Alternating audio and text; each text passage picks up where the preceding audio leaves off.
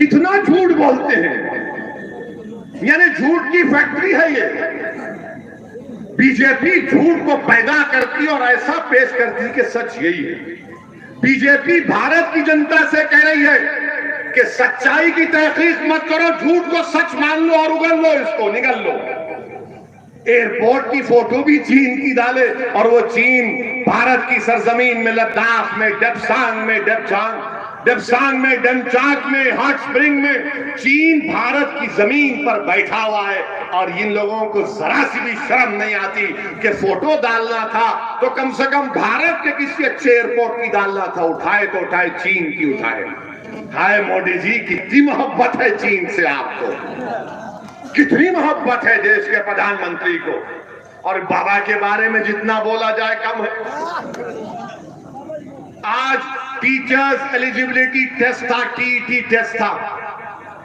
18 लाख बच्चे और बच्चियां उस इम्तिहान की तैयारी कर रहे थे। एक रात पहले यानी कल रात अपने सेंटर पर जाकर कड़कड़ाती ही सर्दी में सेंटर के बाहर लेकर बैठे थे रात भर। मगर जब सुबह इम्तिहान हाल में गए तो मालूम हुआ कि योगी आदित्यनाथ की सरकार में टीईटी का पेपर लीक हो गया। इम्तिहान का पेपर बाबा लीक हो गया और वो बच्चे जो महीनों से तैयारी कर रहे थे, गरीब परिवार के, उनसे कहा गया कि अब दोबारा आइंदा महीने इम्तिहान होगा। बीजेपी वालों, तुम एक इम्तिहान का पेपर नहीं बचा सकते तो उत्तर प्रदेश के गरीब को क्या बचाओगे? एक इम्तिहान का पेपर बीजेपी नहीं बचा पाई, वो भी लीक हो गया। बाबा, ये ठोक दो की पॉलिसी में पेपर कैसा लीक हो गया? बताओ योगी आदित्यनाथ, तो आप तो कहते ठोक देंगे, नाम बदल देंगे। अब बाबा बोलेंगे कि टीईटी का नाम बदल देता हूं, पेपर लीक नहीं होगा। हर जगह नाम बदल देंगे तो पेपर लीक हो गया। 20 लाख बच्चे और बच्चियां जो आज प्राइमरी, अपर प्राइमरी का इम्तिहान लिख रहे थे, टीचर्स का इम्तिहान, वो पेपर लीक हो गया। ये कौन सी सरकार है बीजेपी की जो गरीब नौजवानों को इतना मायूस कर देती? और फिर मेरे अजीज दोस्तों और बुजुर्गों, आपको मालूम कि उत्तर प्रदेश में, आज उत्तर प्रदेश में गाय की बहुत इज्जत है, मुसलमान की नहीं है। गाय को इंसान से बड़ा इज्जत दी जाती है। ये मैं जिम्मेदारी के साथ कह रहा हूं। हमारे मंच पर हमारे पंडित राम निवास शुक्ला जी बैठे, हम उनके बाजू बैठे। इंसानियत से मोहब्बत है, ये बाबा के दिल में हर मजहब से मोहब्बत मानने वाले से मोहब्बत है। वो बाबा में मामला उल्टा है उनका, और ये बाबा नाम नहीं बदलना चाहते। ये बाबा ठोक दो की नहीं, ये दिल से लगाने की बात करते हैं। आपको मालूम के 2018 में लक्ष्मणपुर गांव बलरामपुर जिले में सितंबर 2018 में ये जो अपने आप को गाय का रक्षक मानते हैं, वो एक शख्स को पीटना शुरू कर दिए, खूब मारना शुरू कर दिए। तो उस शख्स ने कहा, अरे मुझे क्यों मार रहे हो, मेरी गाय है। तो बोले नहीं, तू काटने लेकर जा रहा है। अरे वो बोला कि अरे मैं हिंदू हूं, मुसलमान नहीं। बोले नहीं, तू काट रहा है। उसने कहा कि मेरा नाम कैलाश नाथ शुक्ला है, लक्ष्मणपुर गांव बलरामपुर जिला, सितंबर 2018। अरे वो ब्राह्मण था, उन्होंने उसको भी पीट दिया। देखते ही नहीं है बुनकरों का मसला, अंसारी भाइयों का। बिजली की कीमत इतनी आसमान को छू रही है, कोई फिक्र नहीं है बाबा को। कुरैश बरादरी के लोग बरसों से कारोबार करते हैं, उनको बर्बाद कर दिया गया। समाजवादी की सरकार थी, 2017 तक कोई स्लॉटर हाउस का परमिशन रिन्यू नहीं किया। मगर अब चुनाव आ गए तो समाजवादी बोलेगी हम सेकुलर है, ओवैसी की बातों में मत जाओ। मेरे अजीज दोस्तों और बुजुर्गों, बीजेपी ने अब यहां पर इतनी बड़ी तादाद में, अच्छा बाबा की हुकूमत का एक और कारनामा सुन लो आप। नरेंद्र मोदी की सरकार में नीति आयोग है। नीति आयोग ने लिखा कि पूरे भारत में सबसे ज्यादा गरीब लोग बिहार में हैं 52%, फिर झारखंड में शायद 45 या 47, और तीसरे कहां पर है सबसे ज्यादा गरीब? कहां है? जोर से बोलो, डरो मत।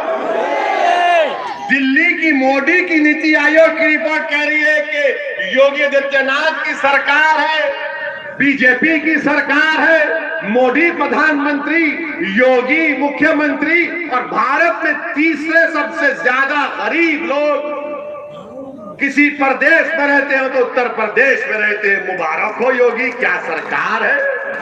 डबल इंजन की सरकार है। इतना डबल इंजन है कि गरीबी बढ़ती गई, पेट्रोल की कीमत, डीजल की कीमत आसमानों को छू रही है। गन्ने की बात नहीं करेंगे, जिन्ना की बात करेंगे। गन्ने की कीमत की बात नहीं करेंगे, जिन्ना की बात करेंगे। अरे जिन्ना से हमको कोई वास्ता ही नहीं है। उस जिन को तो हमने बंद करके 75 साल पहले फेंक दिया कि जा पाकिस्तान, ये भारत मेरा है। मगर योगी और बीजेपी आरएसएस को जिन्ना जिन्ना की फिक्र, हमको गन्ने गन्ने की कीमत की फिक्र।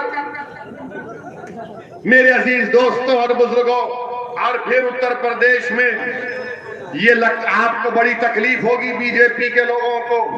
यहां पर 25 और 29 साल के नौजवान कितने हैं? हाथ तो उठाओ, डरो मत।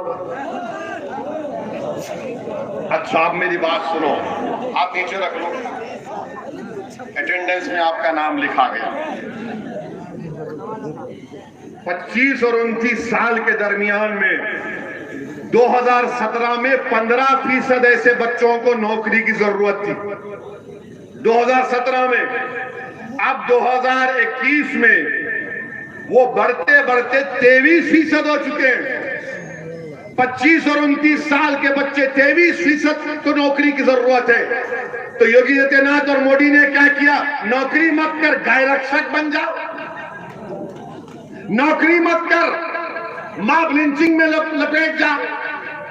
नौकरी मत कर, ये देख के कोई मजहब को तब्दील नहीं कर रहा है। अरे नौजवानों, क्या तुमको नौकरी नहीं चाहिए? और फिर यहां पर आप ये भी बता दो कि यहां पर 20 और 24 साल के दरमियान में कितने नौजवान हैं? 20 और 24 साल के दरमियान में मैं आपको एक बुरी खबर सुना रहा हूं। मैं आपको एक बुरी खबर सुना रहा हूं। 5 साल पहले 23% 20 और 24 साल के बच्चों को नौकरी की जरूरत थी, वो बढ़ते बढ़ते अब 31% हो गया, 31% हो गया। बताओ मोदी जी, ये कौन सा डबल इंजन है? चलता ही नहीं है। लखनऊ में ही रुक जाता, तुम दिल्ली से बाहर ही नहीं निकलते। मगर मोदी जी हर इतवार को आकर बोलते हैं, मन की बात सुन लो। मन की बात यह है कि भारत के नौजवान के पास नौकरी नहीं है। मन की बात यह है कि सरसों के तेल की कीमत आसमानों को छू रही है। मन की बात यह है मोदी जी कि कीमतों की वजह से भारत का गरीब, चाहे मुसलमान हो, दलित हो, ब्राह्मण हो, ओबीसी हो, सब परेशान है। इसका इलाज बताओ।